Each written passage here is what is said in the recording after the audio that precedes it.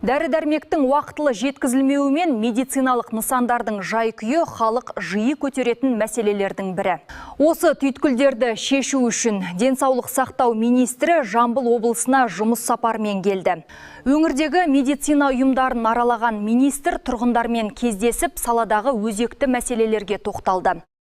Жұмыс сапары барысында министр Тараз қаласы мен Байзақ ауданындағы медициналық мекемелердің қызметімен танысты. Байзақ ауданында өткен кездесуге өзге аудандардың тұрғындары да қатысып, өздерін толғандырған сауалдарын қойды. Әсіресе дәрі-дәрмекпен қамтамасыз ету мәселесі жиі көтерілді. Министрліктің мәліметінше, өткен жылғы кемшіліктерге талдау жүргізіліп, биыл дәрілік заттарды сатып алу рәсімдері ертелек басталған. Сондай-ақ республика бойынша дәрі-дәрмектің жылдық қажеттілігін 20% резервтік қоры қалыптастырылған.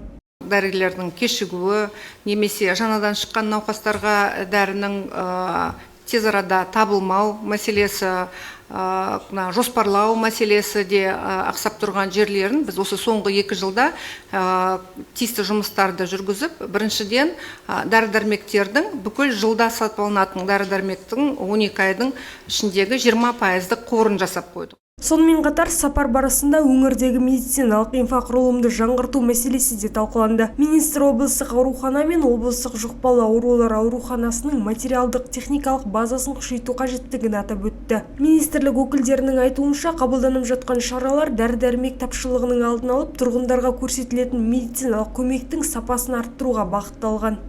Мөлдір Аманбай, Эльдар Түстікбай, 24 Ньюс.